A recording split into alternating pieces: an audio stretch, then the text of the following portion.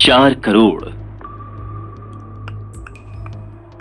वीर रहेजा ने लात की ठोकरों से अंश गुजराल की लाश को तालाब में मगरमच्छों के बीच धकेल दिया था और फिर बोला, इसे मेरी तरफ से ट्रीट समझो मेरे प्यारे लोहे के दांत वाले मगरमच्छों, और चिंता मत करना, हम बहुत जल्द दोबारा मिलेंगे।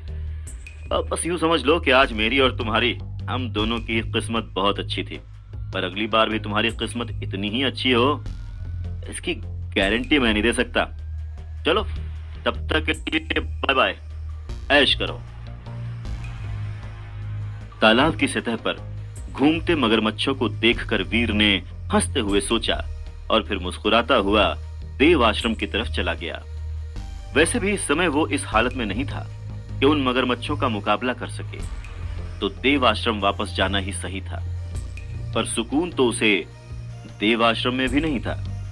ग्रैंड मास्टर की तलाश अभी भी जारी थी, यहां तक कि उसने इनाम की रकम तक बढ़ा दी थी। फिर भी अभी तक कोई डॉलर तक नहीं पहुंच पाया था। पहुंचता भी कैसे? कोई भी डॉलर को देव आश्रम के सनकी से जो कनेक्ट कर नहीं पा रहा था, खैर उनकी गलती भी नहीं थी। सनकी और डॉलर की खूबियों में जमीन आसमान का अंतर जो था। जिस तरह से वीर ने देव आश्रम में अपना लो प्रोफाइल स्टेटस बना रखा था, उससे कोई अंदाजा तक नहीं लगा सकता था कि वीर उर्फ सनकी ही डॉलर है। भला बेवकूफ सा दिखने वाला लड़का इतना ताकतवर डॉलर कैसे हो सकता है? उस पर से देव आश्रम में कोई उससे बात भी नहीं करता था, और करता होता तो शायद किसी को शक भी होता, पर उनकी नजर में तो वीर की कोई औकात ही नहीं है। पर जो भी है, खैर वीर के लिए तो ये बहुत ही एडवांटेज वाली बात थी। अच्छा ही है कोई उसे डॉलर से कनेक्ट नहीं कर पा रहा है, नहीं तो वो अपने मकसद में कामयाब कैसे होता। रास्ते में सबके मुंह से अपनी मतलब डॉलर की तारीफ सुनते हुए वीर अपने कमरे में आया और कमरे में कैद तांबे के दांत वाले गैंडे पर एक नजर डाली। अब तक उस गैंडे के शरीर का काफी हिस्सा ब्राउन कलर का हो चुका था, पर फिर भी उसके शरीर का रंग एक म्यूटेंट तांबे के दांत वाले गैंडे जैसा नहीं हुआ था। शायद अभी उसे और डेवलप होने में थोड़ा समय और लगेगा। ये सोचकर वीर ने गहरी सांस ली और देव आश्रम के बाजार में जड़ी बूटी लेने के लिए निकल गया। क्यों रे सनकी, किस एलियन ने तेरा ये हाल कर दिया है? इतनी बार बोला है कि अपने लेवल के एलियंस का शिकार किया कर, तो क्या अपने आप को डॉलर समझता है? जो अपने लेवल के ऊपर के एलियंस का शिकार करने चला गया था। इस तरह के ताने वीर के लिए नए नहीं थे। ये दुकानदार हो या देव आश्रम का कोई भी और इंसान, सबकी नजरों में वीर की बस यही वैल्यू थी। कोई भी वीर का मजाक उड़ाने का एक भी मौका नहीं छोड़ता था, पर वीर को इन सब बातों की आदत पड़ चुकी थी। इसलिए अभी भी उसने उस दुकानदार की बात का कोई भी जवाब दिए बगैर उससे चुपचाप पैसे दिए और अपनी जड़ी बूटियों का थैला लेकर सीधे अपने कमरे की तरफ वापस चला गया। वैसे भी इस समय वो जिस दर्द में था, उसमें वो किसी से कोई बहस नहीं करना चाहता था। वो तो अच्छा हुआ कि उसके पास जय के दिए हुए 10 लाख रुपए थे, वरना शायद वो ये जड़ी बूटियां भी अफोर्ड नहीं कर पाता। हालांकि पीछे से उसे उस दुकानदार और वहां मौजूद लोगों के हंसने की आवाज आई, तो वो समझ गया कि एक बार फिर वो सब लोग उसी का मजाक उड़ा रहे हैं। पर क्या फर्क पड़ता है, कम से कम डॉलर की तो तारीफ हो रही है ना।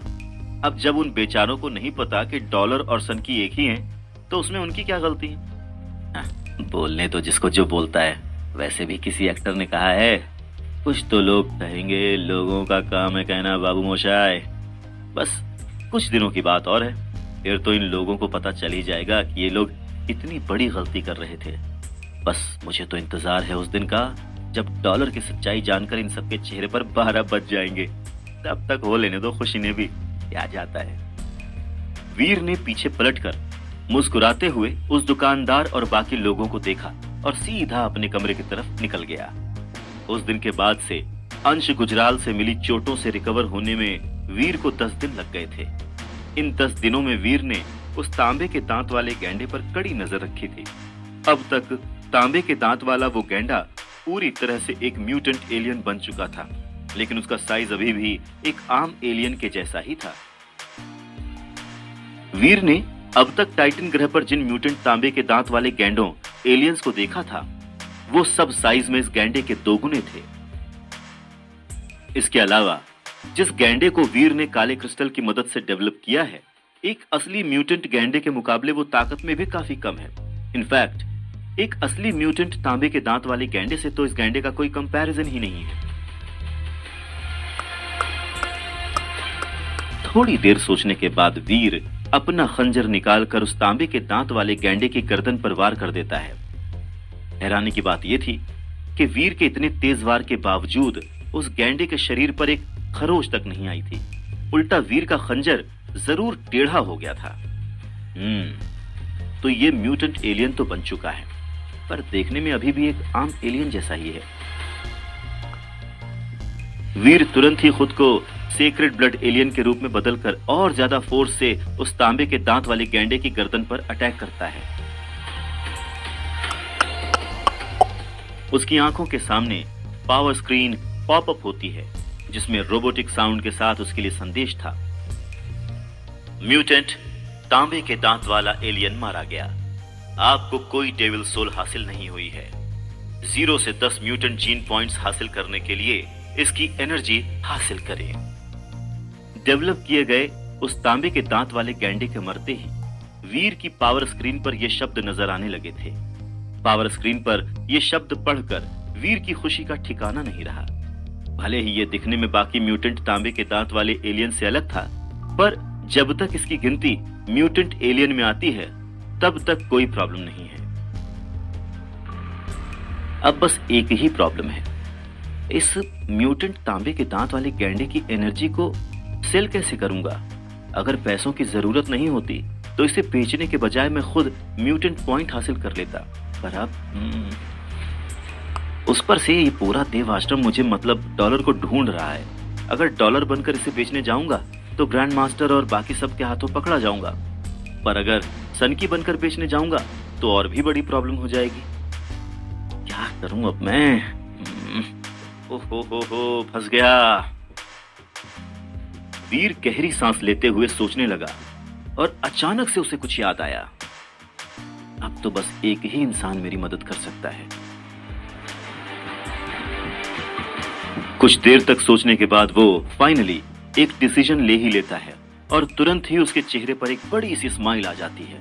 उसे पता है कि उसे किससे बात करनी है। इन दिनों जय का हाल बहुत ही बुरा था। अवनी ने उसे डॉलर को ढूंढने के लिए बोला था, पर जब वो डॉलर के बारे में कुछ जानता ही नहीं था तो वो उसे ढूंढता कैसे। इन 10 दिनों में वो हर उस जगह गया जहां डॉलर उसे मिल सकता था, पर अफसोस डॉलर उसे कहीं नहीं मिला। पर अवनी इस बात को मानने को तैयार नहीं थी। उसे हर हाल में डॉलर से वो सेक्रेड ब्लड डेविल सोल और गियर चाहिए थी। इसीलिए उसने जय को और ध्यान से ढूंढने का ऑर्डर दिया और तब से जय जगह जगह जाकर वीर मतलब डॉलर को ढूंढ रहा है। पर डॉलर तो ऐसे गायब हुआ है जैसे कि वो कभी टाइटन ग्रह पर मौजूद ही नहीं था।